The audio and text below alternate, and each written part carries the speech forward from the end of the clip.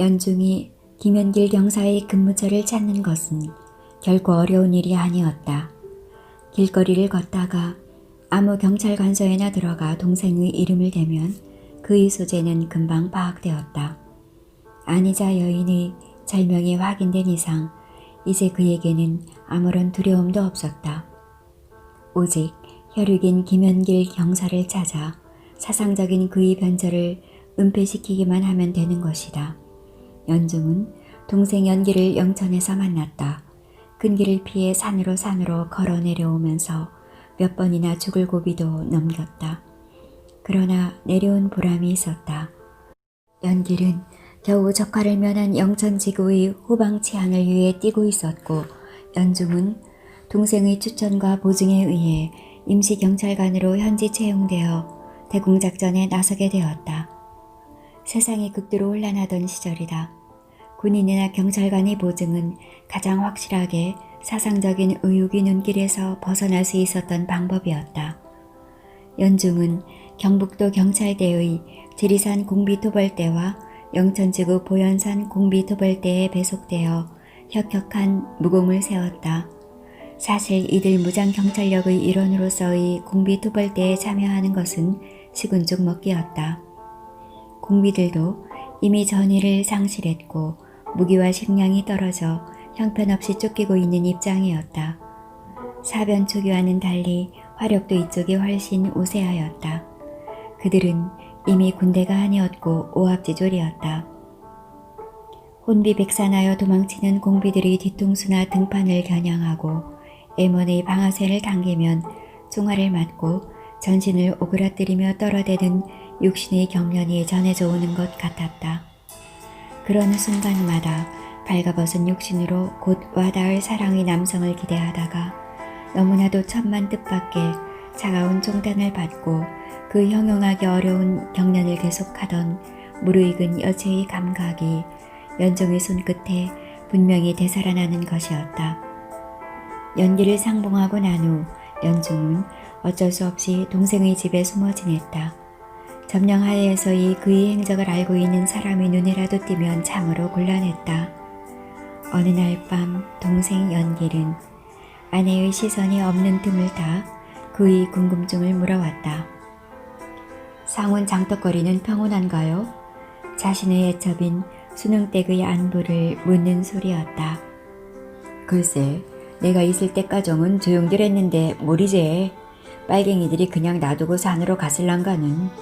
사람들이 보이까네 국군 대병력이 숙티제 마루에 진을 치고 있다더라대. 거기에 저쪽 장터 너머로 소백의 줄령이 눈앞에 보이지 않는가.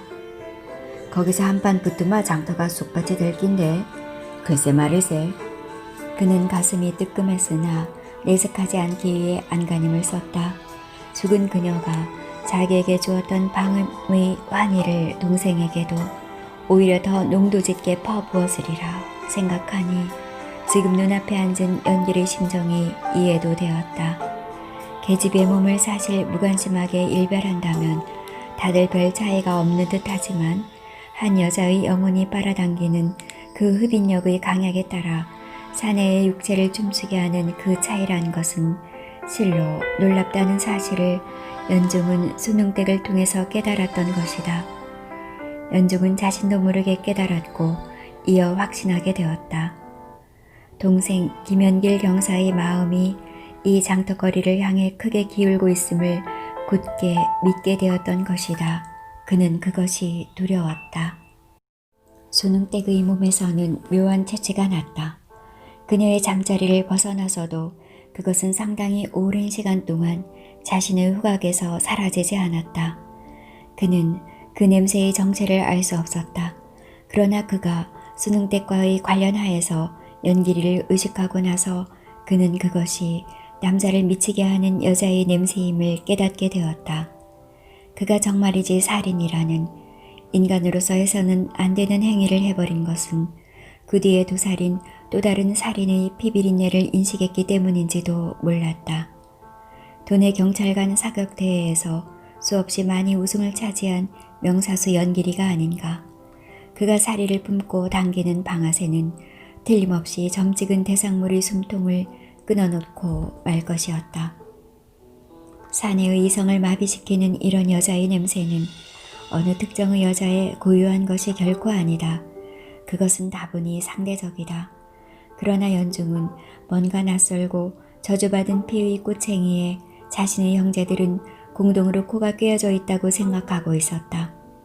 그러기에 자기의 후각에 끼치는 이 계집의 냄새가 기필고 동생인 연길에게도 똑같은, 오히려 더 큰 강도로 작용했으리라 생각했던 것이다.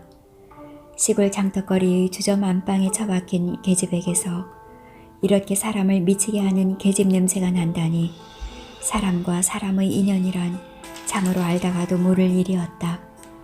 우리 땅은 아무 탈이 없겠지요? 그라마 땅이 무슨 변이 있겠는가. 땅을 떼서 떠매고 갈 수도 없을 끼고 불사질러 부릴 수도 없을 끼고, 하지만 등기문서를 놈들이 불질러 부리실 낀데요. 그야 그대로야 내비뒀겠는가. 인민해방이다 뭐다 캐 쌓는 놈들이 누구한테 붙여 먹으라고 줬겠지. 그래도 세상이 바뀌마 그 땅 옛날 주인이 누구라 하는 걸 시상에 다 아는데 뭐 문제가 없을 끼다마. 그러나 형의 그런 대답에도 불구하고 동생은 안심이 되지 않는 모양이었다. 그 후 얼마 있지 않아 김연길 경사가 수복된 고향 땅을 졸지에 찾아갔다. 자신이 땅 때문이었는지 장터거리의 안이자 여인 때문이었는지는 본인 이외에는 아무도 모른다. 고향 땅에 당도한 그는 그 황량한 폐허 앞에서 망연해하는 표정을 지었다. 그는 그래도 반쯤 불탄 채로 쓰러질 듯이 서 있는 수능집을 찾아들었다. 그를 반겨주는 사람은 아무도 없었다. 하기야 장터 전체에 사람의 그림자도 보이지 않았다. 그것은 완전한 폐허였다. 그래도 혹시나 하는 생각에서 그녀를 불러보았다. 불에 타담한 폐가에는 땅거미가 기어들기 시작해서 한결 황량하게 느껴졌다. 그는 왠지 불길한 예감에 사로잡혔다. 놈들이 여기를 훑고 지나갔다면 희자가 무사할 리 없었다. 그녀가 요령껏 피신을 하지 않았더라면 북으로 끌려가기가 십상이었다. 희자, 내가 왔다고. 희자 어딨어? 타담한 벽면이며 석가래에서 숯덩이 냄새가 코를 찌르며 솟구쳤다. 아무리 보아도 사람이라곤 아무도 없는 듯 했다. 그가 돌아서서 나오려는데 저쪽 구석방의 방문이 과당 열렸다. 누군가가 방문을 손등으로 쾅 쥐어박은 듯 했다. 누군겨? 꺼져드는 사내의 음성이었다. 누구? 나는 김차석이다. 아이고, 차석님인겨. 와 이제 아십니까? 누부가 죽었자는겨. 누부가 죽다이 그게 무슨 소리고? 누구한테 죽었는지 몰라예. 좌우간 그 북새통에 죽고 말았구마. 그래도 알라는 안 죽었심도. 알라라이 왜 날라고? 안이자 여인이 남동생 희식이가 계집아이를 안고 걸어 나왔다. 마룻바닥은 닫아가 말아 여기저기 수덩이 꽃이 피어 있었다. 희식이는 그래도 아름다운 추억을 연길에게 심어준 녀석이었다. 자기 자신이 희자의 육체의 포로가 되어 그 강렬한 욕구를 도저히 뿌리치지 못하고 견디다 못해 그녀의 방으로 기어들 때면 녀석은 어느 틈엔가 알아차리고 히히거리면서 군부를 짚어주곤 했었다. 이 자식아 웬일이고? 하고 물을 낮추면 녀석은 히히거리면서 누부야가 차석님을 족각하는데 난들 웃자는겨 히히 하면서 머리를 끄적이곤 했었다. 떡거머리가 왠지 깨물어주고 싶도록 좋았다. 마누라가 좋으면 처갓집 기둥이 대궐 기둥처럼 보인다더니 희자가 좋으니 녀석의 모든 것도 신기롭게 비쳤던 것이다. 차석님이 남쪽으로 도망을 치고 나서 누부야 배가 불러지기 시작했지에. 알을 낳고 나서 누부야가 가는데 알라가 차석님 씨라 가입디더. 그래? 누부야 시체는 어쨌노? 저기 뒷산에 밤묻어심도. 그는 청년을 앞세우고 야산의 능선을 찾았다. 이상한 피의 흐름을 가진 한 혈통의 두 사내를 미치게 했던 시골 장터의 작부는 시체가 되어 쓸쓸히 야산 기슭에 묻혀 있었다. 연길은 가슴이 무너지는 듯한 슬픔을 느꼈다. 어수선한 시국을 타고 경찰관이란 직업 때문에 피아를 막론하고 수없이 많은 사람을 죽여왔지만 이런 억장 무너지는 슬픔은 처음이었다. 희저 하면서 그는 작부의 이름을 부끄럼도 없이 불렀다. 그는 가슴을 치고 올라오는 격한 감정을 억누르지 못하고 전신을 떨며 오열을 토했다. 그는 마구 흐느꼈다. 너무나 진실하고 환희에 찼던 가장 절실한 인생 유의의 한 파트너를 그는 그만 잃어버린 것이었다. 땅거미 짙어가는 이 광막한 산악의 공간에는 짝을 잃어 슬픈 한 사내의 오열이 멀리 멀리 흘러 퍼져갔다. 그는 명예라는 어린아이를 청년의 손에 남겨놓고 기대하고 말았다. 영준이 국민학교에 다니던 시절에 희식이 삼촌이라고 불리던 낯선 사내가 구울리게 계집아이를 앞세우고 가끔 집으로 소리 없이 찾아들곤 했었다. 사내는 도무지 무슨 말이 없었다. 사내가 집으로 오는 날에는 그는 영락없이 영준이 방에서 며칠씩 묵었다. 영준이 눈에 비친 사내는 묘하게 짝이 없었다. 이상하게 생겨먹은 빵모자를 항상 쓰고 다녔는데 무슨 멋인가 했더니 정수리에 징그럽게 생겨먹은 화상의 흉터가 있어서였다. 그것은 시뻘갰고 번질거려서 아주 흉했다. 게다가 어깨에는 나무 상자를 멜빵을 해서 메고 다녔다. 그것은 여닫이 문이 달려서 열게 되어 있었으나 언제나 자물쇠가 채워져 있어 그것이 들어있는지 확인할 수 없었다. 아저씨, 여기 나무통 안에 뭐가 들어있어 얘? 아주 무서운 거. 영준이 불알 꽉 깨무는 거. 아이고 무서워라. 뭐가 그런 게 다 있노? 그라마 그게 뭐제? 독사가? 모르겠다. 어디 네가 맞춰봐라. 독사이마 그런 게 또 어딨노? 그라마 아마도 독사인지도 모르겠다. 아이고매 그라마 아재가 독사꾼이가 땅꾼이가? 그라마 독사가 아인 모양이지. 그라마 그렇지. 희식이 아재가 땅꾼은 아이지럴. 아이고 나꾸마. 그렇지만 희식이 삼촌의 부인에도 불구하고 영주는 그가 땅꾼이라고 믿고 있었다. 희식이 삼촌이 오는 날은 영주는 정말이지 잠을 제대로 이루지 못했다. 아직 한 번도 본 적은 없었지만 방의 윗목에 놓여있는 나무 상자의 문을 열고 그 속에 갇혀있는 독사가 기어나와 방 안을 돌아다니다가 영준이 다리통을 물어버릴 것만 같았다. 그러나 희식의 삼촌은 영준의 집에 자주 나타나지는 않았다. 1년에 한 번 정도, 어떤 해는 봄, 가을로 2번 정도 그 모습을 나타내었다. 그는 언제나 명예라고 불리는 조그만 계집아이를 하나 달고 다녔다. 처음에는 희식이 삼촌이 그 어린 것을 멜빵을 해서 가슴팍에 안고 다녔다. 겨우 걸음을 옮겨놓게 되자 앞장세워 걷게 했는데 조그마한 것이 넘어지지도 않고 빨빨거리며 잘도 걸었다. 생전 인간 될 것 같지 않던 계집아이도 세월이 흐르니 자라기 시작했다. 이제는 제법 눈도 동그랗게 제대로 밝히고 종아리도 새하얀 것이 2개가 가지런히 제대로 서기 시작했다. 언제였던가 아마도 영준이 국민학교 4, 5학년쯤 되었을 때였을 것이다. 학교를 파하고 집으로 돌아오는 길에 영준과 그의 동무들은 여느 날과 마찬가지로 이 분지도시의 변두리인 칠성시장을 지나가게 되었다. 사변이 있은 지 몇 해 되지 않았던 시절이라 칠성동과 그 주변의 침산동, 신천동 등지에는 월남인들이 아무렇게나 우그려 놓은 판잡집들이 즐비하게 늘어서 있었다. 야 영준아, 저 짝으로 비끄락하이. 저기 독사가 있다. 아이고매 독사라이. 저기 웬 가시나가 독사한테 물리가 죽을락한다. 영준의 소매를 낚아채 그를 저쪽으로 밀어붙인 동무는 지지리도 공부를 못하는 영팔이었다. 영팔이는 아버지가 집을 지어 팔곤 했는데 얼굴이 햇볕에 그을려 언제나 시커맸다. 그래서 아이들이 영팔이한테 영팔아 너가 아버지 인두징이제 하기만 하면 그는 죽자 사자 따라와 주먹을 휘둘렀다. 영팔이 아버지는 온종일 집 짓는 현장에서 있어서 인도 사람처럼 얼굴이 검게 탄다는 것이었다. 이 아이들이 인도 사람을 봤을 턱이 없었지만 언제부터인가 이들 사이에는 인도 사람은 뜨거운 데 살아서 얼굴이 검다는 얘기가 전설처럼 퍼져 있었다. 가시나가 뱀한테 물린 게 아니다. 잘 봐라. 가시나가 뱀을 마구 주무르고 있다 카이. 뭐라고? 아이고 무서워라. 그게 사람이가. 조그만 가시나라 카이. 왔다며 사람들도 정신을 잊어버렸다. 그걸 보느라고 절로 가서 우리도 좀 보자 카이. 형덕이가 앞장을 섰다. 형덕이 아버지는 얼음 공장에서 손 구루마를 끌고 있었다. 그는 허연 얼음 덩어리를 구루마에 싣고 시내 곳곳에 배달을 다녔다. 형덕이 아버지는 어깨와 팔 두 다리에 무지무지하게 굵은 근육이 발달되어 있어서 아이들에게는 인기가 아주 높았다.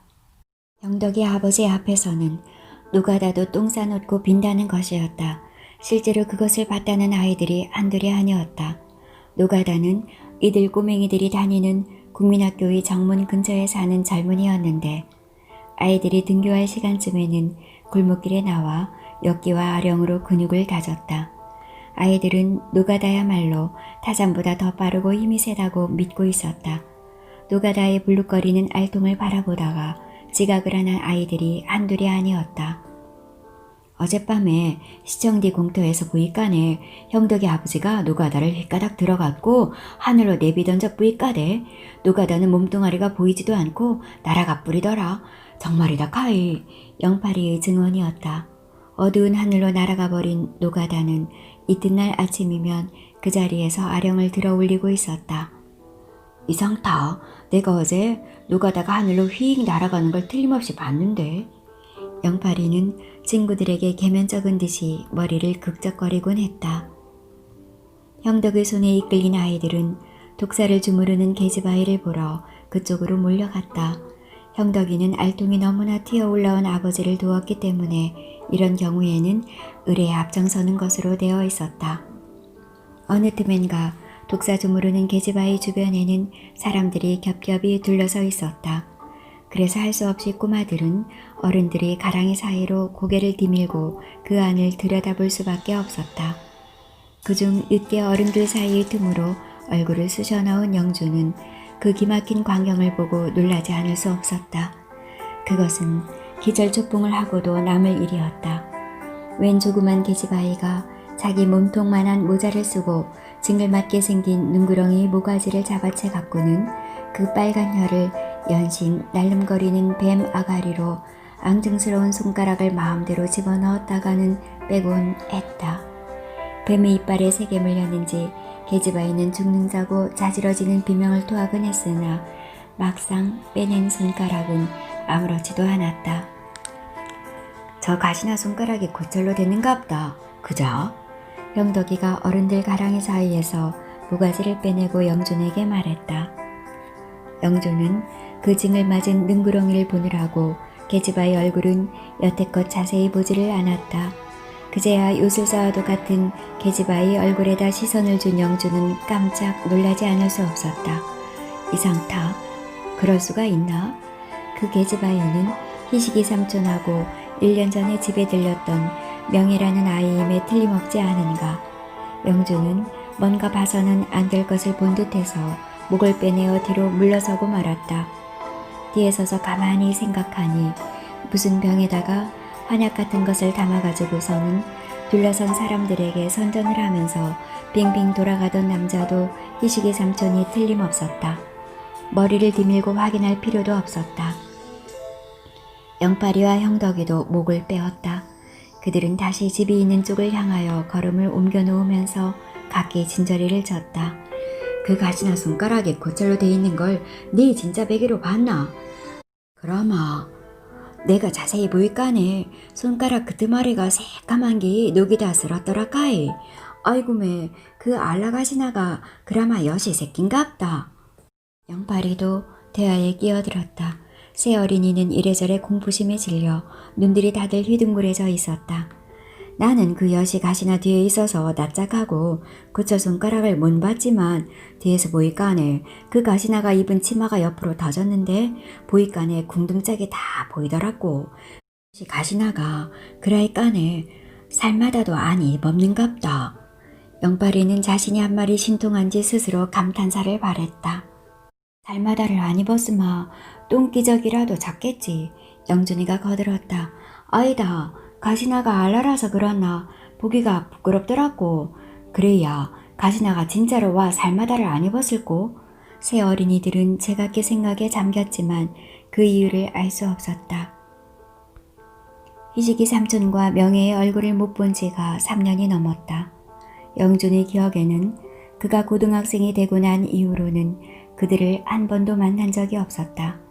그들을 생각하면 무엇보다도 까만 눈을 깜빡거리던 그 어린 명예가 요즘도 팬티를 입고 있지 않게 하려고 생각하면서도 실수를 머금는 것이었다. 명예가 제대로 학교에 다녔으면 지금쯤 아마도 국민학교 5, 6학년 아니면 중학생이 되었을 것이다. 어떤 때는 그들이 근황이 하도 궁금해 아버지나 어머니에게 물을 낮추면 두 분 다 모른다는 것이었다. 정말로 그들의 소식을 모르고 계시는지 알고 있으면서도 모르신다고 대답하는지 구별이 되지 않았다. 왜냐면 그들은 둘 다 대답을 하면서 먼 데로 시선을 던졌기 때문이다. 영준은 중학생이 되면서 희식이 삼촌과 명예의 존재가 자기에게 어떤 의미를 가진 것이라는 걸 어렴풋이 의식했으며 고등학생이 되면서 분명히 깨달을 수 있었다. 그러나 중학생 때까지만 하더라도 심심찮게 나타나던 그들도 영준이가 고등학생이 되면서 그 모습을 보이지 않았다. 하기야 그들이 다시 집에 나타나지 않는 일이 다행인지도 몰랐다. 그들이 왔다가 가면 다만 며칠간이라도 집안에 구름이 끼었다. 집안이라 하지만 그것은 오로지 아버지와 어머니 사이였다. 어머니보다도 오히려 아버지 쪽이 더욱 심각하고 격한 감정에 사로잡히는 듯 했다. 영준은 정말 알다가도 모를 일이었다.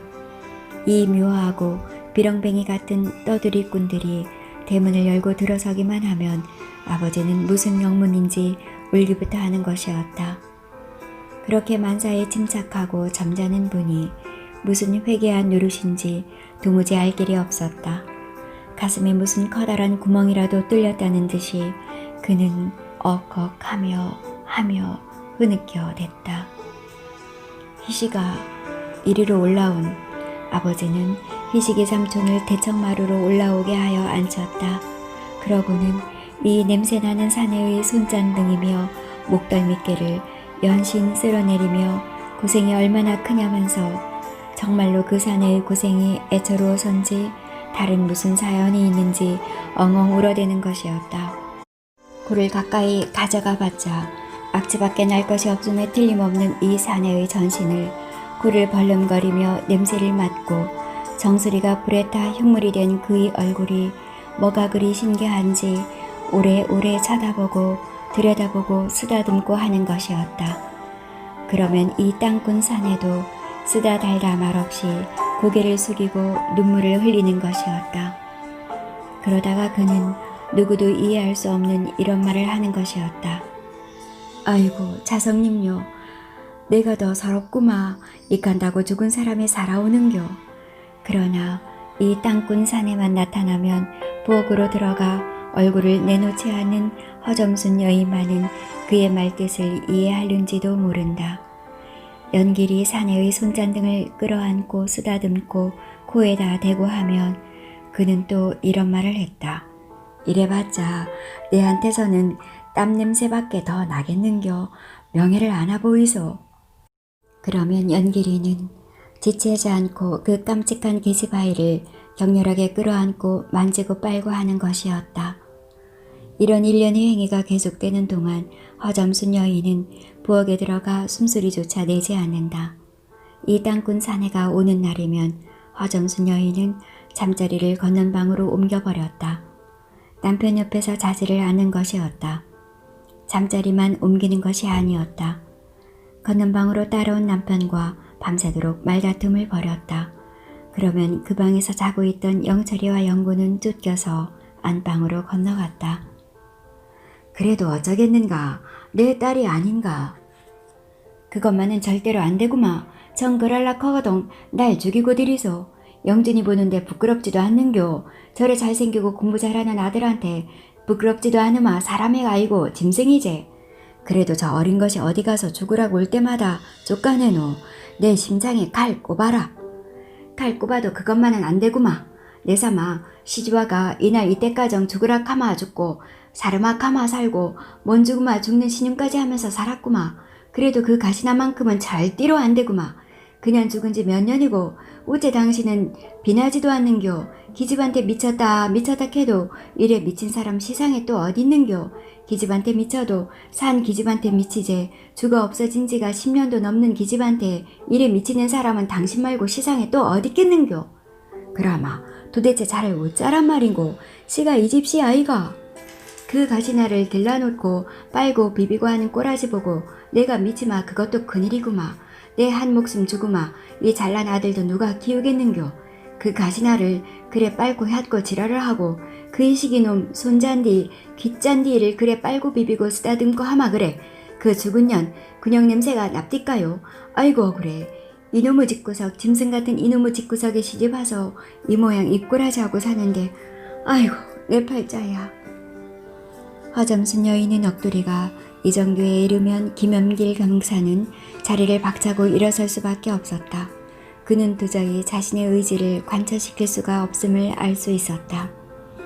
이들 부부가 아무리 소리 죽여 말다툼을 한다고 하더라도 그들은 제각기에 흥분되었기 때문에 목소리는 자연 커지게 마련이었다. 언제나 영준의 방에 기거하는 희식의 삼촌은 이 소리를 듣는지 안 듣는지 눈만 지그시 감고 있었다. 그러다가 그는 새벽이 되면 쓰다 달다 말도 없이 영준에게도 알리지 않고 윗목에 골아떨어진 명예를 들쳐업고 사라져버린다. 그들은 어디로 흘러갔을까? 희식의 삼촌은 그 이래로 모습을 나타내지 않았으나 영준에게 가끔 안부 편지를 보냈다. 그는 서울 청계천 어디에서 살고 있다고 했다. 영남의 웅도인 이 도시의 한가운데에 자리 잡은 계2고교 3학년 일반 담임인 황태동은 자신의 관심을 유달리 빼앗아가는 김영준 학생의 장기 결석에 영 마음이 걸렸다. 그러지 않아도 그의 성적이 날마다 급전 하락하여 한 차례 가정방문을 다녀온 적이 있었다. 그는 그러한 사실의 근본적 원인을 찾아내지 못했다. 그는 황태동 자신이 인간적 어려움 속에 처했을 때 사회적인 비난과 동료 학생들이 비난을 설득하여 자신을 위기로부터 구해준 장본인 격인 학생이다. 이제 겨울방학도 며칠 남지 않았다. 3학년이니 겨울방학이고 뭐고가 없었다. 그대로 학교를 떠나가는 것이다. 3학년 들어 특히 2학기에 들어 김영준 학생의 학업 성적은 학급 최하위를 맴돌았다. 그럴 수밖에 없는 것이 그는 도대체 3학년 수험생들이 치르는 각종 시험에 응하지를 않았다. 그는 왠지 학교 생활의 흥미를 잃어버린 듯 했다. 황태동은 자신의 그 열기에 차고 뒤엉클어져 있던 학창시절을 생각했다. 그것은 짙은 그늘로 이어진 끝없는 괴로움의 숲이었다. 이제 자신은 어쩌면 그 시절 자신의 모습보다 훨씬 더 심각하고 고뇌에 찬 한 젊은이의 초상을 대하고 있는지도 모른다는 생각을 불현듯 했다.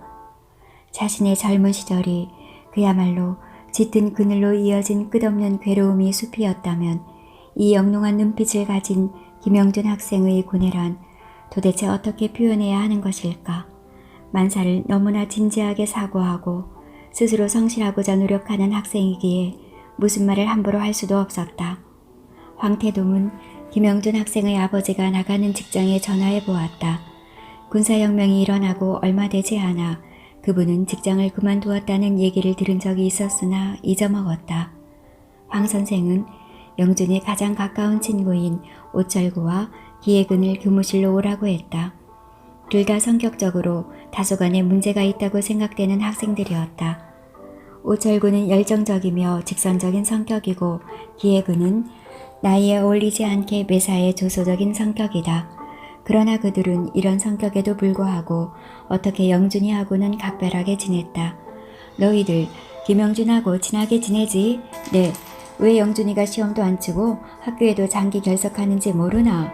두 학생은 대꾸가 없었다. 왜냐면 그들도 확실히 모르기 때문이었다. 그러나 그들은 영준이 아버지의 실직과 관련하여 심한 정신적인 갈등을 겪고 있는 것으로 알고 있었다. 그들도 대학 입시를 위한 마지막 고비에서 서로 신경을 쓸 시간적 여유가 없었다. 뼈를 깎는 인내의 고통으로 1분 1초 최종의 정리에 빠져 있었다.